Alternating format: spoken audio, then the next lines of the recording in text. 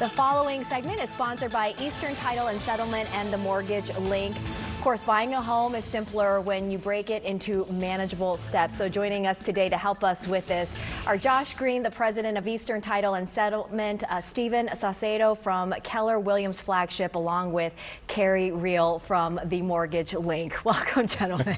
I did something wrong. That's a mouthful, right? I don't think you did. You got it right. You're good. Saucedo. Yes, Saucedo.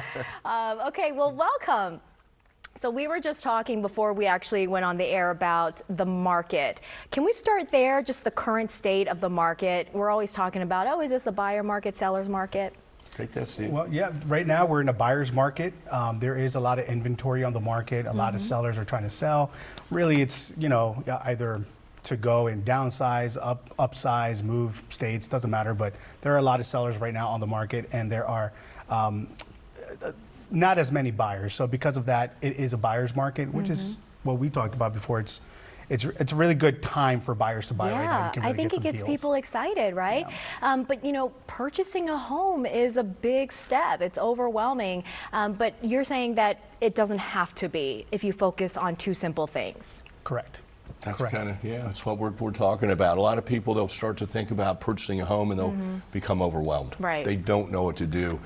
And you just need to get your foot in the game. You need to take that first step. And we're advising people to just focus on two things. Have a conversation with yourselves, look at your budget.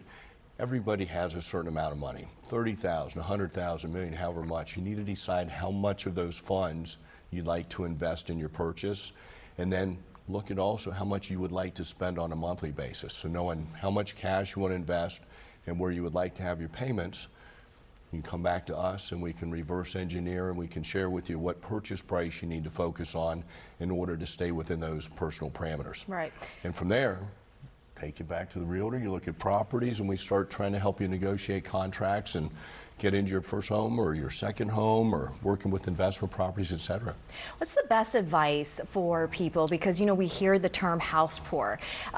You don't want to be in that position, obviously, so you really have to be realistic about your budget, what you can afford. How do you get clients to really think about, hey, this home is beautiful, but it's out of your budget. You don't want to be house poor. You want to have a good balance so you can have some cash for, entertainment and savings and things like that.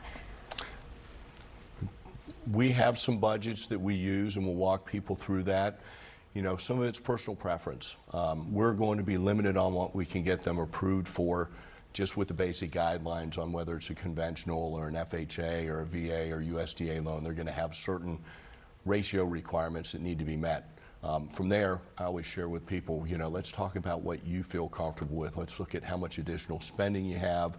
Do you tithe? Are you trying to save? Do you have tuitions you're paying for? So a lot of it is really sitting down with them and finding out a whole lot more about their personal life and how they spend, and then we provide some advice from there. Along those lines, with risk assessment, you all have real market experience perspective. What are some of the biggest mistakes that you find people making when they concentrating on interest rates? Rates are kind of high right now, so you have buyers who aren't trying to get into the market, but they're approved and they're just waiting for the rates to come down, where they don't realize, just buy now. If the rates do go down, you can always refinance, and get a lower rate. But when the rates do go down, people are going to start buying more, and the prices are going to be not as flexible as they are right now. Yeah. You won't be able to ask for seller concession or seller help, and you're going to have more people competing. So right now is a great time to buy if you're a buyer, because you can make the deal really good right now. I was going to ask, is there ever a good time?